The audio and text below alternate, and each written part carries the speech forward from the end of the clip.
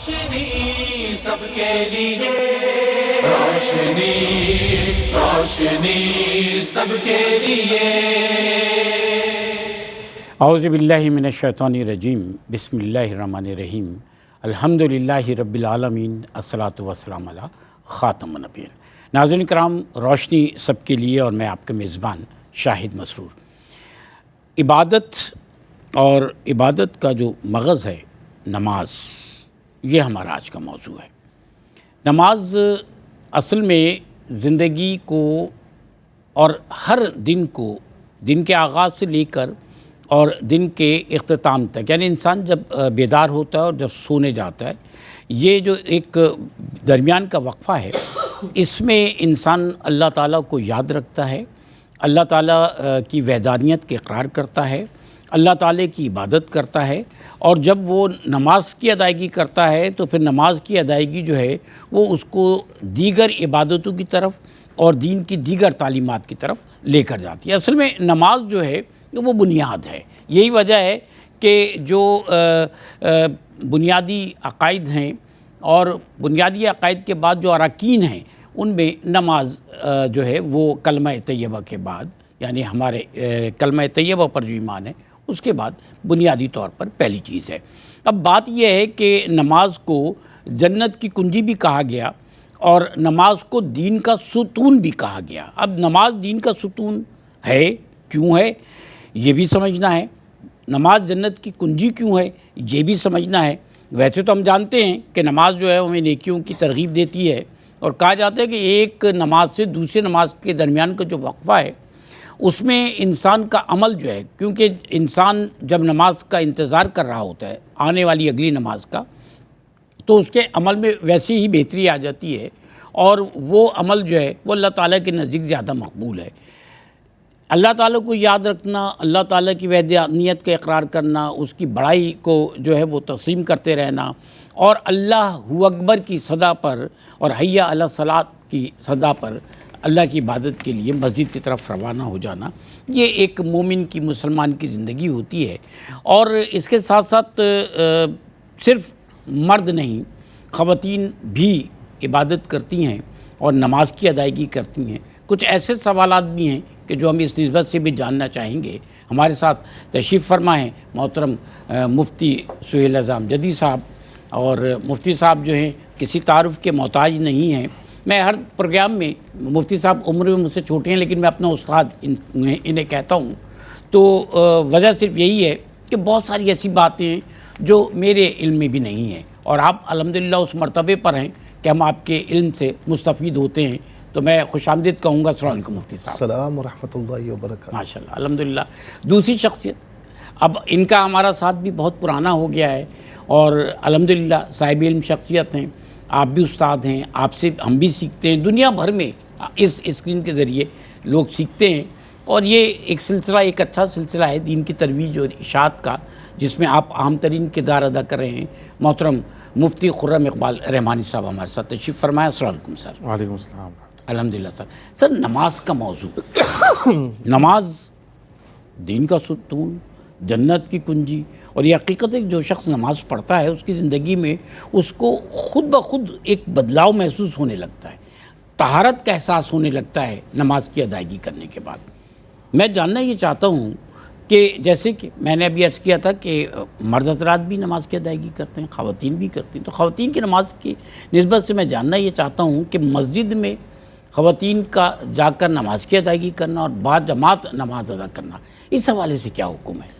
بسم اللہ الرحمن الرحیم، صلی اللہ علیہ وآلہ وصحبہ وبارک وسلم۔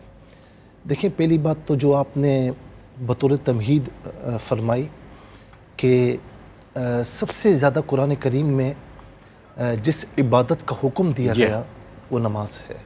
الصلاۃ عماد الدین، نماز دین کا ستون ہے، یعنی پلر گر جائے تو پھر بلڈنگ گر جاتی ہے، عمارت گر جاتی ہے۔ بلا شبہ۔ اور یہ بھی فرمایا نبی صلی اللہ تعالیٰ علیہ وسلم نے کہ کفر اور اسلام کے مابین سب سے بڑا جو فرق ہے، ڈفرنس ہے، وہ نماز ہے۔ تو اب ایک تو ہو گئی نماز، دوسرا نماز جماعت سے پڑھنا، ٹھیک ہے نا۔ دیکھیں قرآن کریم میں جہاں پر بھی اللہ تبارک و تعالیٰ نے یا ایھا الذین آمنوا فرمایا نا، تو اس میں مرد اور خواتین تمام کے تمام شامل ہیں، ٹھیک ہے نا. اچھا جہاں پر بھی نہیں فرمائی ایمان والوں کو تو وہاں پر بھی مرد اور خواتین شامل ہیں. اقیموا الصلاۃ، نماز قائم کرو، تو یہاں پر بھی مرد اور خواتین دونوں کے دونوں شامل ہیں. صحیح. اب دیکھیں نا 22ویں پارے میں ان المسلمین والمسلمات والمؤمنین والمؤمنات والقانتین والقانتات، ایک لائن سے اللہ تبارک و تعالیٰ نے ایمان والوں کی خصوصیات بیان فرمائی، تو صرف مرد حضرات کی نہیں، خواتین کی بھی، ٹھیک ہے نا. یعنی خواتین کا حصہ اسلام میں برابر کا ہے اس طریقے سے نا. نماز، جی نماز، تو نماز، روزہ ان کے لیے بھی ہے، زکوٰۃ ان کے لیے بھی ہے، حج ان کے لیے بھی ہے، ٹھیک ہے نا. اچھا وراثت میں وہ ایک علیحدہ موضوع ہے کہ اس میں ان کا حصہ مردوں سے نصف ہوتا ہے، اس کی وجوہات ہیں، ٹھیک ہے. اچھا اب جب ہم جماعت کی بات کرتے ہیں نا، تو حضور نبی کریم صلی اللہ تعالیٰ علیہ وسلم نے جو جماعت کے فضائل بتائے کہ جی ایک نماز آپ اکیلے میں پڑھتے ہیں اور وہ نماز آپ مسجد میں جماعت کے ساتھ پڑھتے ہیں تو 27 درجے کا فرق ہے، 27 درجے کا. یعنی ایک نماز آپ نے مسجد میں پڑھی جماعت کے ساتھ، اللہ رب العالمین آپ کو 27 گنا زیادہ ثواب عطا فرمائے گا اکیلے گھر میں نماز پڑھنے. اور میں اپنے تمام سامعین اور سامعات سے کہوں گا کہ میرے نبی صلی اللہ علیہ وسلم نے فرمایا کہ جس نے عشاء کی نماز جماعت سے پڑھی اور سو گیا، اور صبح اٹھ کر فجر کی نماز جماعت سے پڑھی، عشاء کی نماز جماعت سے پڑھی تو آدھی رات قیام کا ثواب، فجر کی نماز جماعت سے پڑھی تو پوری رات قیام کا ثواب، ٹھیک ہے نا. اور نبی صلی اللہ علیہ وسلم نے اب یہاں پر ایک بات فرمائی کہ نماز شروع کرنے سے پہلے، جماعت شروع کرنے سے پہلے، کہ میں چاہتا ہوں کہ جو بغیر کسی عذر کے جماعت میں شامل نہیں ہوئے، تو میں یہ چاہتا ہوں کہ میں جماعت میں کسی اور کو کھڑا کروں اور خود جاؤں، اور جو بغیر عذر کے نہیں آئے ان کے گھروں کو جلا دوں. یعنی اتنی تاکید ہے. تو اب آئیے کہ خواتین اس طریقے سے جاتی کیوں نہیں ہیں؟ اچھا ہاں، مسجد میں ہمارے جو پاکستان میں جتنی مساجد ہیں یا اور جگہوں پر ہم دیکھتے ہیں تو جس طرح مرد حضرات جاتے ہیں اس طریقے سے خواتین مساجد میں جماعت میں شامل نہیں ہوتی. اس کی وجہ ہے حضور نبی کریم صلی اللہ تعالیٰ علیہ وسلم جب جماعت کرواتے تھے نا، تو پہلی صف مردوں کی، اور جب مرد حضرات ختم ہو جائیں تو اس سے پیچھے بچے، اور اس سے پیچھے عورتیں، اور اگر خنثی ہوں تو بچوں اور عورتوں کے مابین جو صف ہوگی وہ خنثی کی ہوگی، سب سے پچھلی صف خواتین کی ہوگی، ٹھیک ہے نا. حضور نبی کریم علیہ السلام کے زمانہ مبارکہ میں ایسا ہی تھا کہ خواتین پیچھے آ کر نماز پڑھتی تھیں، جماعت میں شامل ہوتی تھی. لیکن فاروق اعظم رضی اللہ تعالیٰ عنہ کے دور میں جب اسلام بڑھنے لگا، تعداد زیادہ ہو گئی اور مسجد اس طریقے سے کافی نہ رہی، تو اب فاروق اعظم رضی اللہ تعالیٰ عنہ نے غور فرمایا کہ اب خواتین کا اس طرح مسجد میں جماعت سے نماز پڑھنا فتنے کا موجب ہو سکتا ہے. تو آپ نے منع فرما دیا، آپ نے منع فرما دی. یہاں تک کہ ام المؤمنین سیدہ عائشہ رضی اللہ تعالیٰ عنہ سے جب کسی نے کہا تو آپ نے فرمایا کہ واللہ اگر حضور علیہ السلام بھی اس وقت تشریف فرما ہوتے تو وہ بھی یہی حکم ارشاد فرماتے. اور علیکم سنتی و سنتی خلفاء الراشدین المہدیین، تم پر میری سنت بھی لازمی ہے، میرا طریقہ بھی لازمی ہے، اور میرے خلفاء راشدین کا طریقہ بھی لازمی. تو آپ نے منع فرما دیا. فقہائے قدیم نے یہی فرمایا کہ خواتین کو جماعت کے ساتھ نہیں آنا چاہیے، وجوب اب مردوں کے لیے ہے. لیکن اب جو جدید فقہاء ہیں جو اس دور کے ہیں، تو ان میں سے کئی لوگوں نے اس بات کی ضرورت کو محسوس کیا، اور آپ بھی محسوس کرتے ہیں، ہم سب محسوس کرتے ہیں کہ خواتین کو اگر مسجد میں نہ لایا جائے تو کیا مارکیٹ میں بھیجا جائے؟ کہاں بھیجا جائے بھائی؟ صحیح. یا گھر میں فضول وہ باتیں کریں یا دنیاوی کاموں میں مشغول رہیں. تو جس طرح مسلمان مردوں کا حق ہے کہ وہ مسجد میں آتے ہیں، تو خواتین کا بھی حق ہے. لیکن چونکہ خواتین کا یوں سمجھ لے کہ ہیئت اور ایک بالکل مختلف ہے، پردے کے معاملات ہیں، تو اب وہ مسجد، کیونکہ مساجد عام طور پر اس دور میں بڑی نہیں ہوتی تھی، چھوٹی مساجد. صحیح. اچھا پھر اس میں فلورنگ بھی نہیں ہوتی تھی، بیسمنٹ یہ کانسیپٹ بھی اس طرح نہیں تھا. تو اب اس دور میں یہ ہے، علماء کرام یہ حکم دیتے ہیں کہ اگر مسجد اتنی بڑی ہے کہ مردوں کی یعنی جینٹس حضرات کی انٹرنس ان کا ایگزٹ بالکل مختلف ہے اور خواتین کا جو یعنی انٹری ہے اور ایگزٹ بالکل مختلف ہے، اور وہاں پر پردے کے مکمل اہتمام کے ساتھ اگر ہوتا ہے تو خواتین کا آنا بالکل جائز ہو سکتا ہے ماشاءاللہ، اور ایسا اب ہے کئی جگہوں پر ہے۔ اور یہ نہ سمجھیں کہ ہمارے آنے سے ثواب نہیں ہوگا، وہ اس طرح جگہ بنی ہوئی ہو، اہتمام ہو پردے کا، تو اب اگر وہ خواتین آتی ہیں نماز پڑھتی ہیں تو اللہ رب العالمین ان کو ثواب عطا فرمائے گا۔ اور اگر ایسا نہیں ہے، مسجد چھوٹی ہے، تو پھر خواتین نہ آئیں، وہ گھروں میں پڑھیں گی تو اللہ رب العالمین ان کو ثواب عطا فرمائے گا اتنا ہی۔ کیوں کہ حضور نبی کریم علیہ السلام کی حدیث پاک ہے کہ عورتوں کی یعنی اچھا یہ حدیث پاک مدینہ منورہ میں آپ نے ارشاد فرمایا اپنی مسجد کے حوالے سے کہ عورتوں کی نماز گھر کے صحن سے بہتر یہ کہ دالان میں ہو، اچھا دالان سے بہتر یہ ہے کہ اندر کوٹری میں ہو، وہ سب سے بہتر ہے۔ اچھا جتنے ماشاءاللہ سمجھ گئے سر، ماشاءاللہ۔ اچھا سر، نماز میں بہت ساری ایسی سوالات ہیں نماز کے حوالے سے جو ہمیں سمجھنا چاہیے۔ نماز تو سب سے پہلے ہمیں پڑھنا سیکھنی چاہیے تاکہ ہم غلطیاں کم سے کم کریں، نماز کی ادائیگی بہتر ہو، اور پھر اس میں بہت سارے سوالات جو ذہن میں آتے ہیں۔ ایک سوال ہے دعائے قنوت پڑھنے کی جو سنت ہے اس کے حوالے سے، پھر یہ کہ یہ جو قنوت نازلہ ہے اس سے کیا مراد ہے؟ بسم اللہ الرحمن الرحیم والصلاة والسلام علی رسولہ الکریم، اما بعد۔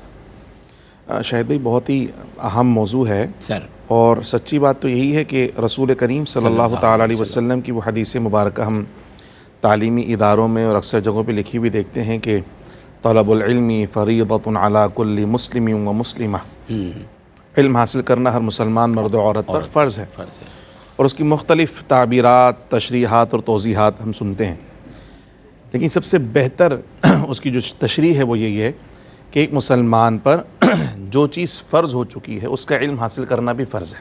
صحیح، بالکل صحیح بات ہے۔ اب مسلمان پر عبادات میں سب سے پہلے نماز ہی فرض ہوتی ہے، اور مرد پر بھی فرض ہے، عورت پر بھی فرض ہے، اور ہر حال میں فرض ہے، کسی صورت میں اس کی معافی نہیں ہے۔ اس کا مطلب ہے کہ جس عمل کی اتنی زیادہ تاکید ہے، جس طرح مفتی صاحب نے احادیث بھی ارشاد فرمائی، قرآن پاک کی آیات بھی، تو اس کا سیکھنا بھی اتنا ہی زیادہ ضروری ہے۔ لیکن ہمارے ہاں افسوس کے ساتھ کہ قرآن مجید پڑھتے ہوئے کوئی ایک چھوٹی نماز کی کتاب، اس سے کچھ ارکان سکھا دیے گئے، اور اس کے بعد پھر وہ پریکٹس ہم نے مسجد میں دیکھی، بڑوں کو نماز پڑھتے ہوئے دیکھی، دیکھتے ہوئے ہم نے سیکھ لی، اس کے مسائل اور احکام نہیں جانتے۔ یہی وجہ ہے کہ لوگوں کو سالوں گزر جاتے ہیں، بلکہ کئیوں کی تو عمریں گزر جاتی ہیں مگر نماز کے مسائل سے آگاہی نہیں ہوتی، اور اپنی ہی عدم علم کی وجہ سے وہ اپنی ہی عبادات کو ضائع کر رہے ہوتے ہیں۔ تو یہ بہت ہی افسوسناک پہلو ہے ہمارے معاشرے کا کہ یہ اس طرح کی غلطیاں کر کے جو عبادت ہے اس کو ضائع کرے ہوتے ہیں۔ بلا شبہ اس بات کو ہم آگے بڑھائیں گے اگر آپ کی اجازت ہے تو ہم ایک وقفے پہ جاتے ہیں، ہمارے ساتھ رہیے گا۔ روشنی سب کے لیے، اور آج کا بڑا خوبصورت موضوع ہے نماز کے موضوع پر ہم گفتگو کر رہے ہیں۔ اصل میں یہ پروگرام بھی جیسے کہ آپ جانتے ہیں کہ ہفتے میں 3 دن روشنی سب کے لیے آپ کی خدمت پیش کیا جاتا ہے، اور ہم کسی ایک موضوع پر تسلسل کے ساتھ 3 دن پروگرام کرتے ہیں۔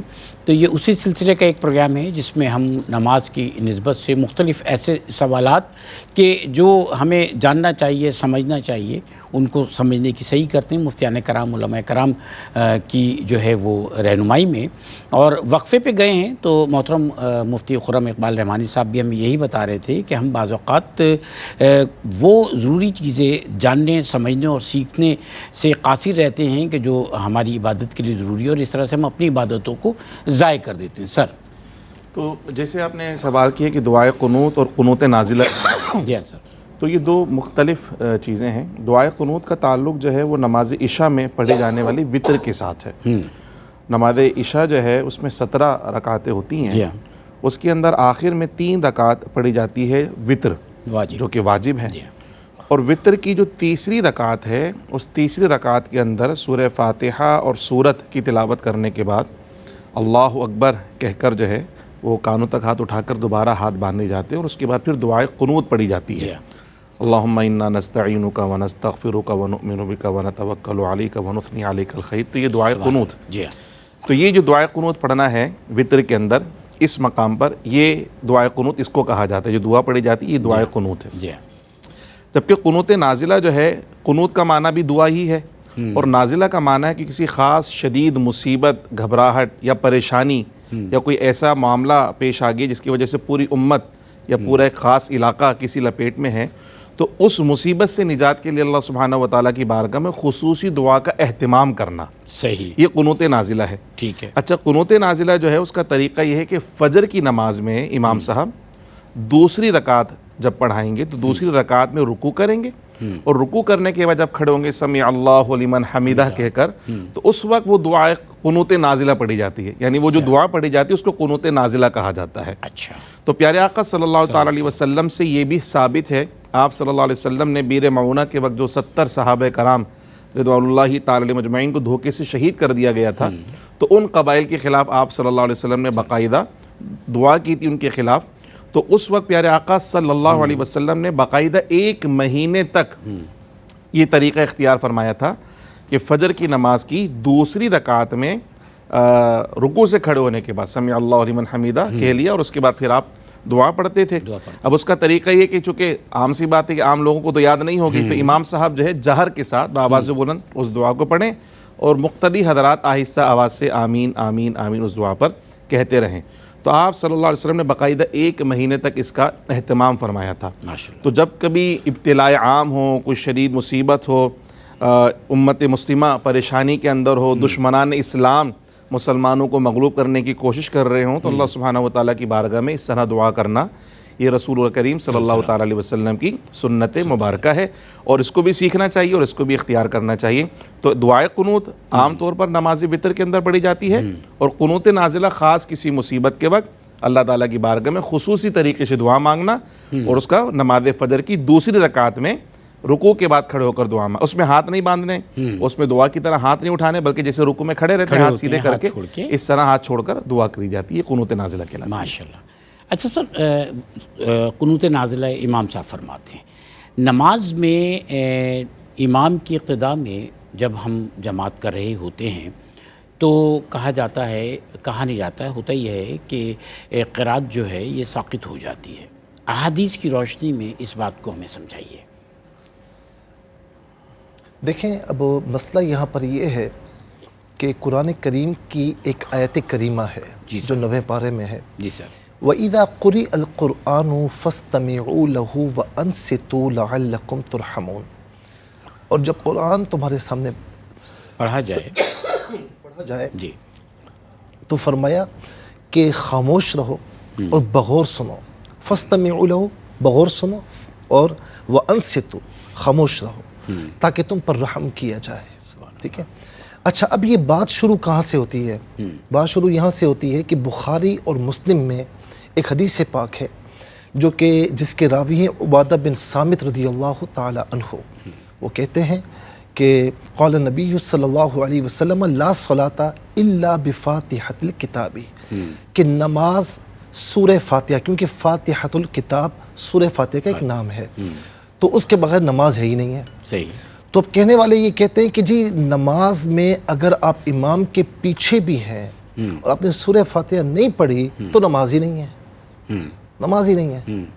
لیکن اس کا جواب یہ ہے، اول تو دوسری حدیث پاک جو صحیح مسلم میں ہے جس کے راوی ہیں حضرت ابو ہریرہ رضی اللہ تعالیٰ عنہ، وہ فرماتے ہیں کہ لا صلاۃ، اس سے مراد یہ کہ فی خداج، یعنی نماز ناقص ہو جائے گی، نماز ہو جائے گی لیکن ناقص، نقص رہے گا۔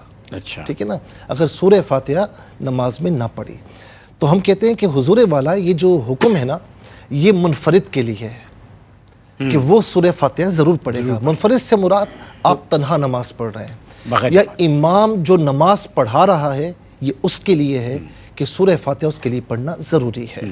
جب آپ امام کے پیچھے ہیں تو اس صورت میں کیا ہے، اس میں احادیث کریمہ میں کئی دلائل ہیں، اور قرآن کریم کی یہ آیت، اس آیت کے بارے میں کئی مفسرین نے یہ فرمایا کہ یہ آیت ہے ہی، اس کا جو شان نزول ہے وہ ہے ہی شان نزول یہ کہ امام کے پیچھے جب آپ نماز پڑھ رہے ہیں تو آپ قرآن کی تلاوت نہیں کریں گے، قرآن کی تلاوت کو سنیں گے، خاموش رہیں گے اور بغور سنیں گے تاکہ تم پر رحم کیا جائے۔ کئی مفسرین نے فرمایا کہ اس کا شان نزول یہی ہے۔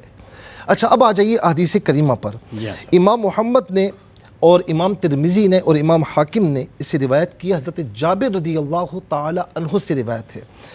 اور اسی کی مثل امام احمد نے بھی روایت کیا، اور امام حلبی فرماتے ہیں کہ یہ حدیث پاک بخاری اور مسلم، یعنی امام بخاری اور امام مسلم کی شرائط پر بھی پرکھا جائے تو یہ روایت بالکل صحیح ہے۔ اور روایت کیا ہے؟ وہ فرماتے ہیں کہ جو امام کے پیچھے ہو تو فرمایا کہ امام کی قرات اس کی قرات ہے۔ صحیح۔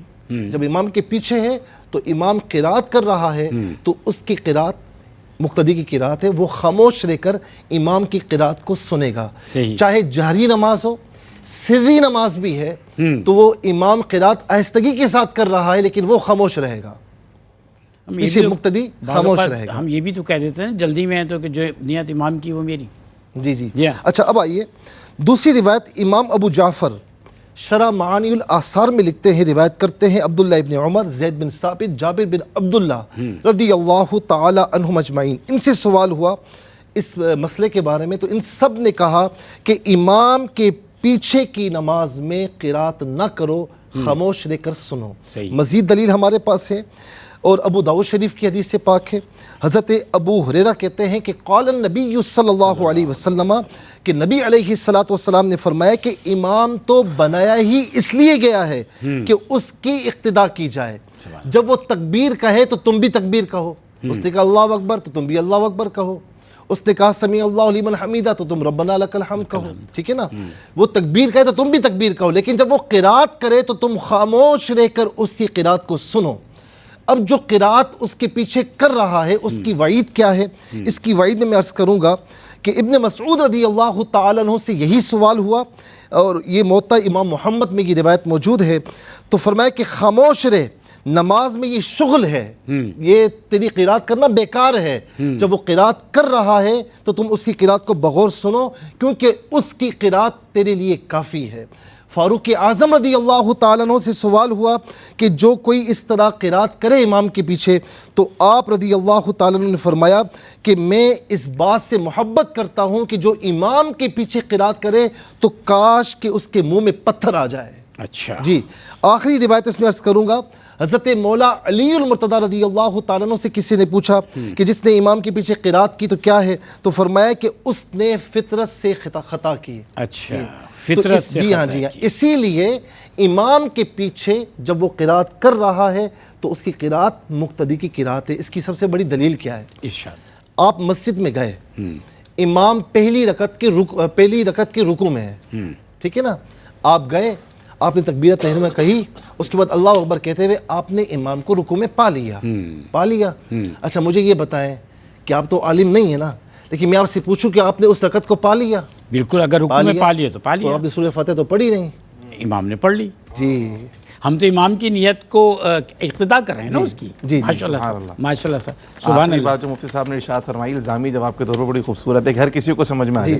جی سر، ماشاء اللہ۔ اچھا سر، اب جیسے کہ یہاں پہ ارشاد ہوا قرآن حکیم کے جو ہیں وہ مختلف جو حوالے ہیں ان کی نسبت سے کہ اللہ تعالیٰ نے مسلمانوں کو، مردوں کو، یعنی مومن اور مومنات کو، مسلمین اور مسلمات کو مختلف جگہوں پر مخاطب کیا۔ پھر آپ صلی اللہ علیہ وسلم کی حدیث پاک آپ نے ارشاد فرمائی کہ علم حاصل کرنا ہر مرد اور عورت پر فرض ہے، اور ہم یہاں عبادات کی نسبت سے پہلا سوال ہی خواتین کی نماز تھا، تو مردوں کی اور خواتین کی نماز میں کوئی فرق ہے تو وہ کیا ہے؟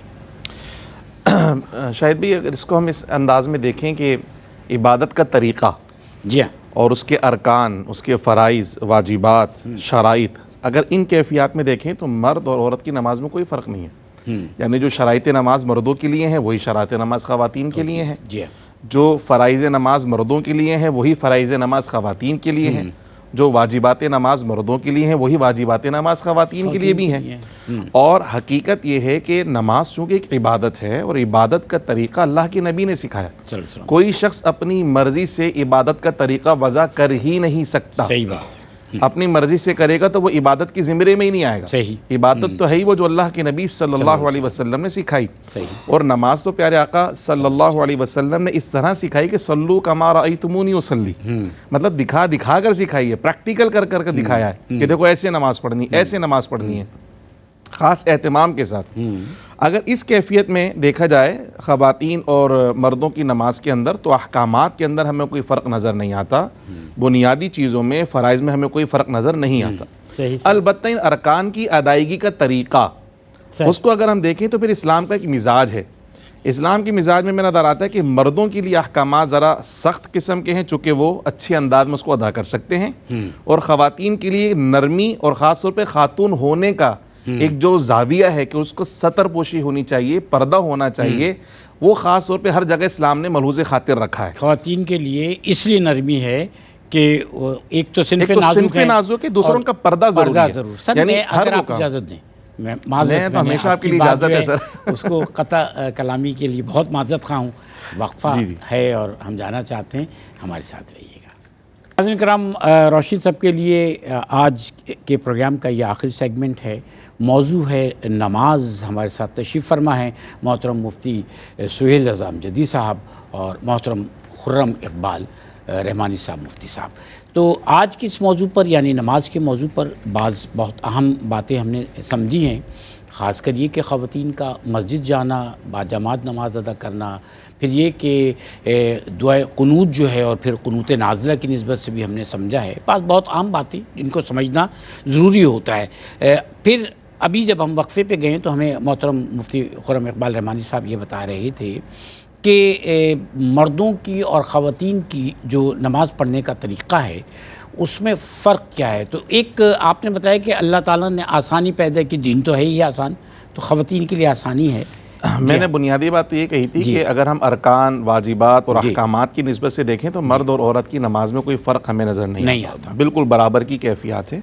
البتہ ارکان کی ادائیگی کے حوالے سے میں عرض کر رہا تھا کہ اسلام کا ایک مزاج ہے، اور مزاج یہ کہ خواتین کی صنف نازک ہونے کا خیال بھی رکھا گیا، اور دوسرا سب سے زیادہ پردے کا خیال رکھا گیا۔ اچھا، یعنی خواتین چونکہ وہ عورت ہے ہی پردہ، تو ارکان کی ادائیگی بھی اس کیفیت میں ہونی چاہیے کہ اس کے اندر بھی پردے کا خاص خیال رکھا جائے۔ صحیح۔ تو اس لیے مردوں کی جو نماز کی ادائیگی کا طریقہ ہے اور خواتین کی نماز کی ادائیگی کا طریقہ ہے، اس کا بنیادی اصول یہی فرق ہے کہ خواتین نماز اس کیفیت میں ادا کریں کہ نماز میں بھی پردے کا زیادہ سے زیادہ خیال رکھا جائے۔ ہم دیکھتے ہیں کہ جیسے مرد حضرات وہ ٹوپی پہنتے ہیں، لیکن خواتین کے لیے صرف چہرہ اتنا وہ کھول سکتی ہیں، پورے سر کے بال بھی ستر میں شامل ہیں۔ صحیح۔ تو یہ ہمیں فرق نظر آیا۔ اب اس فرق کو جب آپ ملحوظ خاطر رکھ رہے ہیں کس وجہ سے، چونکہ وہ خاتون ہے، تو باقی ارکان کی ادائیگی کے اندر بھی اس فرق کو ملحوظ خاطر رکھنا چاہیے۔ پہلی چیز تو یہ ہو گئی۔ دوسری بات یہ کہ میں نے کہا یہ عبادت ہے، اور عبادت میں کوئی بھی شخص اپنی مرضی سے طریقہ اختیار نہیں کر سکتا۔ تو خواتین کا جو نماز کا طریقہ ہے وہ بھی رسول کریم صلی اللہ تعالیٰ علیہ وسلم سے ہی منقول ہے، صحابہ کرام سے ہی منقول ہے، اور پوری امت میں تواتر کے ساتھ چلا آ رہا ہے۔ اپنی مرضی سے کسی نے اختیار نہیں کیا۔ امت کی تسلسل بتاتا ہے کہ اپنی مرضی سے اختیار نہیں کیا گیا۔ اب وہ فرق کیا، میں صرف آپ کو بتاتا ہوں، دلائل کا ہمارے پاس اتنا وقت نہیں ہے۔ سب سے پہلا فرق ہے تکبیر تحریمہ کا، کہ مرد جب ہاتھ اٹھاتے ہیں تو کانوں کی لو تک ہاتھ لگاتے ہیں، یہ مردوں کے لیے۔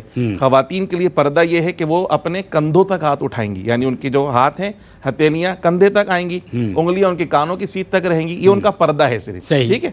اچھا، پھر اس کے بعد ہاتھ باندھنا ہے، تو مرد حضرات کے لیے سنت یہ ہے کہ ناف کے نیچے ہاتھ باندھیں۔ خواتین کے لیے زیادہ پردہ اس بات میں کہ اپنے سینے پر ہاتھ باندھیں۔ اسی طرح جب رکوع کرتے ہیں تو مردوں کے لیے حکم ہے کہ پیٹھ بالکل سیدھی ہونی چاہیے، گھٹنوں کو مضبوطی سے پکڑا ہونا چاہیے۔ خواتین کے لیے حکم ہے کہ کم جھکیں پردے کی وجہ سے، ہاتھ صرف گھٹنوں تک رکھنے، پکڑنا نہیں ہے، انگلیاں پھیلانی نہیں۔ پھر سجدہ ہے، تو مردوں کا جو سجدہ ہے اس میں بغلیں پیٹھ کے ساتھ نہیں لگنی چاہیے، رانے پیٹ سے الگ ہونی چاہیے، بالکل اچھے انداز میں مجاہدین کی طرح سجدہ ہونا چاہیے۔ تو خواتین کے لیے حکم ہے کہ پردہ چھپ کر کرا جائے اور جھک کر کرا جائے، بالکل زمین سے لپٹ کے کیا جائے۔ تو پیٹ رانوں کے ساتھ ملا ہو، رانے پنڈلی سے اور پنڈلی زمین کے ساتھ بالکل سمٹ کر سجدہ کیا جائے، پردے کی وجہ سے کہ ایک عورت کی جو جسمانی اعضاء ہیں اس کی حیت ظاہر نہ ہو۔ پھر اس کے بعد آخری کا ہمارا فرق ہے تحیات کا، تو مرد حضرات الٹے پاؤں پر بیٹھتے ہیں، سیدھا پاؤں کھڑا رکھتے ہیں۔ خواتین کے لیے سرکار نے فرمایا کہ اپنے دونوں پاؤں سیدھی جانب نکال لیں، سیدھی جانب نکال کر آرام سے بیٹھ کر پھر اس کے بعد تحیات کے اندر شامل ہو جائیں۔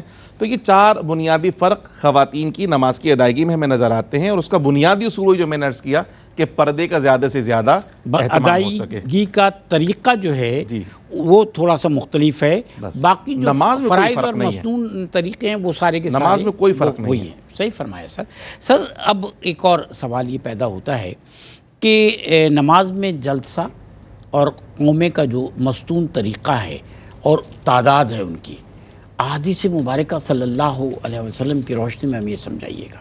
دیکھیں قبلہ مفتی صاحب نے بہت پیارے طریقے سے ارشاد فرمایا، ماشاءاللہ۔ اور شروع میں جو انہوں نے اس جواب کے شروع میں ایک بات کہی نا کہ خواتین کے لیے رخصت ہے، آسانی ہے، یعنی مردوں کے لیے اتنی سختی ہے کہ وہ سجدے کے دوران اپنی کلائیاں زمین پر بچھا نہیں سکتے، باقاعدہ کتے کی مثال دی، فرمایا کہ تم کتے کی طرح سے کلائیاں بچھاتے ہو، اس طرح نہ کرو، لیکن خواتین کے لیے اجازت ہے، ٹھیک ہے نا۔ اسی طریقے سے مردوں کے لیے یہ ہے کہ وہ ایک پاؤں سیدھا پاؤں جو ہے بالکل اس طرح ہو کہ انگلیاں قبلہ رخ ہوں، جی ہاں، اور الٹا پاؤں بچھا ہوا ہو، لیکن خواتین کے لیے یہ نہیں ہے، آسانی ہے۔ مردوں کے لیے یہ ہے کہ جی رکوع، سنت یہ ہے کہ رکوع ایسا ہو کہ بالکل پیٹھ سیدھی ہو، خواتین کے لیے آسانی ہے، تو رخصت ہے۔ اب کوئی رخصت کے باوجود مردوں کی طرح نماز پڑھے تو یہ عقلی طور پر بھی مطلب نہیں سمجھ میں آتا، اور شرعی طور پر بھی سمجھ میں نہیں آتا کہ جو شریعت خواتین کے لیے اتنا پردے کا اہتمام کرتی ہو اس نے وہاں پر اہتمام نہ کیا ہو۔ تو ماشاءاللہ قبلہ مفتی صاحب نے بڑے خوبصورت انداز میں اس بات کو بیان فرمایا۔ اچھا اب میں آ جاؤں اس بات پر کہ دیکھیں قرآن کریم ہمیں کہتا ہے ان الصلاۃ تنہا عن الفحشاء والمنکر، کہ بے شک نماز بے حیائی اور برے کاموں سے روکتی ہے۔ ہماری نمازیں روکتی کیوں نہیں ہے؟ میرے پاس کتنے لوگ آتے ہیں، مفتی صاحب میں نماز پڑھتا ہوں پھر بھی برے کام کرتا ہوں۔ ہوتا کیا ہے کہ نماز تو پڑھ رہے ہیں لیکن یہ احساس ہی نہیں ہے کہ کس کی بارگاہ میں ادا کر رہے ہیں، نماز کو تقاضوں کے مطابق نہیں پڑھ رہے، صحیح، یعنی اس طرح پڑھتے ہیں کہ جس طرح بچہ جب سائیکل سیکھتا ہے نا، کبھی ادھر گرا کبھی ادھر گرا، کبھی تیز چلائی، اسے پتہ ہی نہیں ہوتا، اس طرح وہ پڑھتا ہے۔ اچھا یہ بھی ہوتا ہے کہ دوسروں کے سامنے اچھے طریقے سے پڑھنا، اور جب اکیلے میں پڑھ رہے ہیں تو گلاٹیاں مارنا، تو نماز کہاں سے فائدہ پہنچائے گی؟ ہماری تو اکیلے میں زیادہ اچھی ہوتی ہے۔ جی آپ تو اللہ کے ولی ہیں نا حضرت، آپ کی تو بات ہی نہیں ہے نا، اللہ تعالیٰ بنا دے سر، آپ کی تو بات ہی نہیں ہے نا حضرت۔ یہ حقیقت ہے نہیں کہ اکیلے میں زیادہ اچھی ہوتی ہے سر۔ حضرت میں وہی عرض کر رہا ہوں کہ اللہ والوں کی نماز اکیلے میں زیادہ اچھی ہوتی ہے، اور وہ روتے بھی ہیں۔ جی ہاں سر۔ میرے کہنے کا مقصد یہ کہ آج میں کسی سے پوچھوں قوما ہوتا کیا ہے، اگر میں اس وقت مسجد میں ممبر پر بیٹھا ہوا ہوں، میں نمازی سے پوچھوں قوما کیا ہوتا ہے، تو یوں کریں گے، اکا دکا کوئی بتا دے تو بتا دے۔ میں کہوں جلسہ کیا ہوتا ہے تو کوئی ایک آدھ آدمی بتا دے، لیکن نہیں پتا ہوتا۔ یہی وجہ ہے آپ نے کئی لوگوں کو دیکھا ہوگا، کئی ایسے لوگ ہیں، ٹھیک ہے نا، کہ جو رکوع میں جاتے ہیں نا تو کچھ تو یہ شرم کر لیتے ہیں کہ تھوڑا سا اٹھ کر فوراً نیچے چلے جاتے ہیں، ٹھیک ہے نا، کچھ یہ بھی شرم نہیں کرتے بھائی، یہ بھی تکلیف نہیں کرتے، ڈائریکٹ رکوع سے اللہ اکبر نیچے سجدہ، ٹھیک ہے نا۔ اب میں آپ کو بتاؤں کہ قوما کسے کہتے ہیں۔ رکوع سے جب آپ اٹھتے ہیں تو کھڑا ہونا یہ قوما کہلاتا ہے، ٹھیک ہے نا۔ اچھا قوما قیام سے، یہاں پر قوما اس لیے کہا تاکہ جو عام نماز قیام میں اور اس میں فرق ہو جائے نا، ٹھیک ہے نا۔ ابھی قوما کم از کم قیام کیا ہے، کم از کم قیام اتنا ہو، کم از کم کہ آپ اگر ہاتھ بڑھائیں تو گھٹنوں تک نہ پہنچیں، کم از کم قیام یہ ہے، اور قیام صحیح یہ ہے کہ آپ بالکل سیدھے کھڑے ہو جائیں۔ اب مجھے بتائیں کہ جو قوما ہے اور جلسہ کہتے ہیں کہ ایک سجدے سے اٹھے، بیچ میں جو ہے جو آپ بیٹھے یہ سجدہ ہے۔ آپ نے کئی لوگوں کو دیکھا ہوگا کہ کچھ لوگ تھوڑی سی تکلیف کر لیتے ہیں، سجدے سے اٹھے فوراً نیچے، کچھ لوگ یہ بھی تکلیف نہیں کرتے، سجدے سے ڈائریکٹ دوسرا سجدہ، صحیح ہے نا۔ تو جلسہ کہتے ہیں اسے بیٹھنے کو، دو سجدوں کے درمیان بیٹھنے کی کیفیت کو جلسہ کہتے ہیں، اور اسی طریقے سے رکوع سے آپ اٹھے کھڑے ہوئے اسے قوما کہتے ہیں۔ یہ تعدیل ارکان کہلاتے ہیں، اور یہ نماز میں واجب ہے، جی یہ نماز میں واجب ہے۔ اب کسی نے قوما کیا ہی نہیں یا صحیح طریقے سے نہیں کیا، اسے پتہ ہی نہیں ہے، نماز ناقص ہو گئی۔ کسی نے جلسہ صحیح طریقے سے نہیں کیا، ٹھیک ہے، یا کیا ہی نہیں، تو نماز تو گئی نا اس کی، نماز ناقص ہو گئی۔ جب نماز ناقص ہے تو وہ نماز کہاں سے فائدہ پہنچائے گی آپ کو؟ اچھا میں وہاں سے آپ سے جاننا چاہ رہا تھا، میرے جیسے بہت سارے لوگوں کی اصلاح ہو جائے گی، ہم سمیع اللہ لمن حمیدہ ربنا لک الحمد پڑھتے ہیں، یہ کھڑے ہو کے پڑھیں گے بالکل سیدھے تو وہ جو واجب ہے وہ ادا ہو گیا، اتنا ٹائم میں وہی اسی طرف آ رہا ہوں سر، میں اپنی اصلاح چاہ رہا ہوں، کتنا ٹائم ہمیں، میں اسی طرف آ رہا ہوں، جی ہاں کتنا ٹائم پھر چاہیے؟ اگلا جملہ میرا یہی تھا، ارشاد فرمائیے گا۔ تو میں نے کہا نا اللہ کے ولی ہیں سر کتنا ٹائم، میں تو سیکھنا چاہ رہا تھا نا سر۔ جی ہاں ماشاءاللہ بہت اچھا سوال آپ نے کیا۔ اب آپ دیکھیں کھڑا ہونا تو یہ ہے نا، قوما یہ ہو گیا، سمیع اللہ لمن حمیدہ کہا آپ نے، ربنا لک الحمد یا ربنا ولک الحمد یا اللہم ربنا لک الحمد یا ولک الحمد، یہ ساری جائز صورتیں ہیں، ٹھیک ہے نا. تو قومے میں اور جلسے میں کم از کم ایک سبحان اللہ کی مقدار کھڑے ہونا واجب ہے، ایک سبحان اللہ کی مقدار، ٹھیک ہے نا، یہ واجب ہے. اگر ایک سبحان اللہ کی مقدار آپ نے واجب پورا نہیں کیا تو قومہ نہیں ہوا، یا جلسے میں آپ بیٹھے ہی نہیں یا ایک سبحان اللہ کی مقدار نہیں بیٹھے تو واجب پورا نہیں ہوگا، نماز ناقص ہو جائے گی. تو ایک سبحان اللہ کی مقدار کھڑے ہونا واجب ہے، جس طرح آپ نے کہا کہ اس نے کہا سمیع اللہ لمن حمیدہ ربنا لک الحمد یا اللہم ربنا لک الحمد یا ربنا ولک الحمد، تو وہ ایک سبحان اللہ کی مقدار آرام سے ہو جاتا ہے. ماشاءاللہ. سر میرے پاس وقت ذرا کم ہے، لیکن سوال ایک میں آپ سے جاننا چاہ رہا تھا کہ بعض لوگ ایسے ہوتے ہیں کہ جنہیں کچھ آیات یاد نہیں ہوتی، مثال کے طور پہ ہم دعا قنوت کی بات کریں تو کیا نماز میں قرآن حکیم کو دیکھ کر پڑھتے ہوئے دیکھ کر پڑھنا صحیح ہے؟ دیکھیں آپ نے چونکہ دعائے قنوت کی مثال دی اس لیے اب مجھ پہ واجب ہوگی کہ مسئلہ بتا دوں. جی جی. دعائے قنوت کا حکم الگ ہے اور تلاوت قرآن کا حکم الگ ہے. اچھا. اگر کسی کو دعائے قنوت یاد نہ ہو تو کوئی دعائیں معثورہ پڑھی جا سکتی ہے، لیکن قرآن مجید فرقان حمید کی تلاوت کم سے کم ایک آیت پڑھنا تو فرض ہے، ٹھیک ہے نا. اسی طرح سورہ فاتحہ کے ساتھ سورت ملانا یہ واجب ہے، تو اس لیے اس کی تلاوت کو اسکپ نہیں کیا جا سکتا، نہ اس کے متبادل کچھ اور پڑھا جا سکتا ہے. صحیح. اب چونکہ یہ فرض ہے تو کم سے کم ایک مسلمان کو اتنا تو قرآن یاد ہونا چاہیے کہ جتنا نماز میں فرض ادا ہو سکے. جہاں تک اس سوال کا تعلق ہے، اس سوال کا تعلق ہے کہ نماز میں قرآن مجید فرقان حمید کو باقاعدہ یوں دیکھ کر پڑھنا، تو اس طرح نماز نہیں ہوتی. ٹھیک. یہ قرآن کے بھی ادب کے خلاف ہے اور نماز کے بھی ادب کے خلاف ہے اور رسول اللہ کی سنت کے بھی خلاف ہے. ماشاءاللہ. بہت شکریہ محترم مفتی خرم اقبال رحمانی صاحب، محترم مفتی سہیل اعظم جدید صاحب. ناظرین کرام، سب سے اہم بات یہ ہے کہ ہم نماز پڑھیں، تواتر تسلسل کے ساتھ پڑھیں جیسے کہ ہمیں پڑھنی چاہیے، لیکن اس سے بھی کہیں زیادہ ضروری بات یہ ہے کہ ہم نماز اور نماز کے معاملات کو سیکھ لیں، سمجھ لیں. عابد پر عالم کو اس لیے فوقیت دی گئی ہے کہ دین کا علم حاصل کرنا، کیونکہ دین کے علم کے ذریعے زندگی گزاری جاتی ہے، دین کے علم کے ذریعے عبادت کی جاتی ہے، عبادت کے مغز کو حاصل کیا جاتا ہے. تو دین کے علم کو سیکھیے، نماز پڑھنا سیکھیے، اور نماز پڑھنا سیکھنے کے بعد نماز پڑھیے، پھر دیکھیے آپ کو کتنا لطف آتا ہے. اپنی دعاؤں میں یاد رکھیے گا. اللہ حافظ.